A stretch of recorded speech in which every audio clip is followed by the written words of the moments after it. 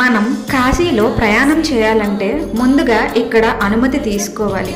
అవును, కాశీలో అసలు ద్వారపాలకుడు ఈయన లేకుంటే మీ కాశీ యాత్ర అసంపూర్ణమే. మనం తెలుసుకోబోయే నెక్స్ట్ టెంపుల్ కాశీ రక్షకుడు శ్రీ కాలభైరవ స్వామి మందిరం గురించి. పరమశివుడు ఆజ్ఞతో కాశీ నగరానికి పాలనాధికారిగా కాలభైరవుడు ఉన్నాడు.